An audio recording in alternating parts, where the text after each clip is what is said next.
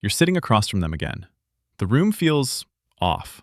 Not loud, not tense, just quiet in a way that makes your chest tighten. They're there, but not really there. Eyes on their phone, a half smile when you speak, then gone again, and you feel it hit you. Hard. Why do I feel so alone right now? Why does this feel one-sided? Do they even care like I do? Or am I just too much? And here's the part no one tells you. Avoidants don't show love by moving closer. They show love by how they struggle not to run. That's the truth. You're not failing at love. This isn't proof you chose wrong. Every person who has ever loved an avoidant has stood exactly where you're standing. And by the end of this video, you're going to understand the quiet, subtle, almost invisible ways avoidants show real love, the signs most people miss completely. Let's get into it. Most couples believe that love should feel obvious, clear, consistent, reassuring. But the real truth is, for someone avoidantly attached, love often feels threatening to their nervous system. Not because they don't care, but because they care in a way that overwhelms them. See, your partner's nervous system is reading intimacy as pressure before their mind can process it as connection. What looks like distance is often protection. And here's what nobody explains. When safety leaves a relationship, love doesn't disappear. It goes underground. It hides in behaviors that don't look like love at all. Withdrawal, silence, space. To you, it feels like rejection. To them, it feels like survival. This is the anxious avoidant cycle in motion. One moves closer to feel safe, the other pulls away to feel safe. Different strategies, same longing. And once you see that, everything starts to make sense. 1. They stay when it would be easier to leave. Here's the part no one talks about. Most couples think love means constant closeness, but avoidants don't measure love by closeness. They measure it by tolerance of discomfort, because for them, intimacy is pressure. Their nervous system whispers, "This is too much, get out." So when they stay, that matters. Disconnect version. You say, "Why are you so distant?" They shut down, go quiet, pull away further. Connection version. You say, "I know closeness can feel overwhelming sometimes. I'm not going anyway." And something in them softens. Their brain quietly registers, "I don't have to escape right now." And when you see them stay, even awkwardly, even imperfectly, that's love choosing not to run. And when you recognize that, the walls between you start to loosen.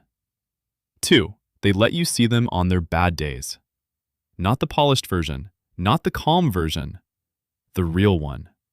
Most people in relationships hide when they feel overwhelmed, but avoidants take that to another level. They disappear. Because vulnerability feels like exposure, and exposure feels like danger. So when they don't disappear, pay attention.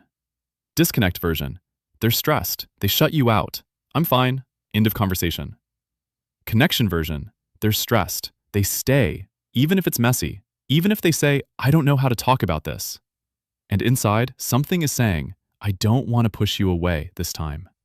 That's not weakness. That's trust trying to grow.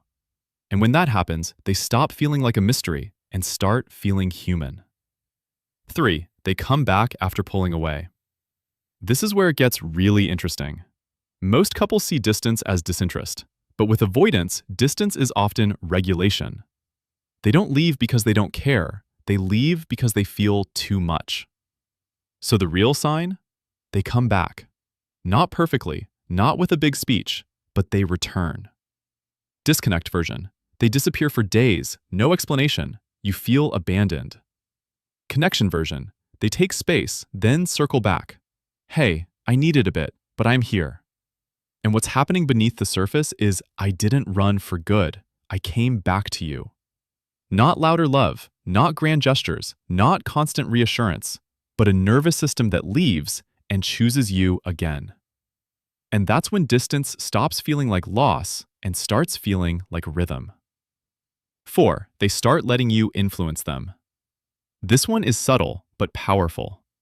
Most avoidants guard their independence like their life depends on it. Because to them, it does. Control equals safety. So when they start considering you, your needs, your feelings, your preferences, that's huge.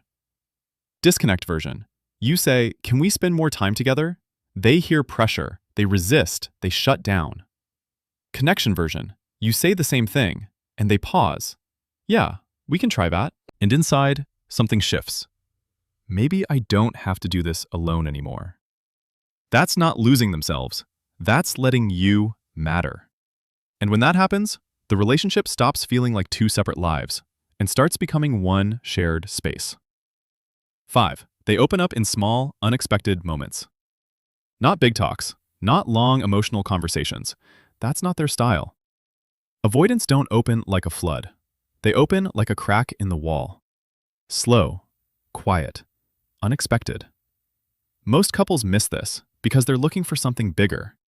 Disconnect version. They say something vulnerable. You react intensely. Why didn't you tell me sooner? And they shut down again. Connection version. They say something small. I've just been feeling off lately.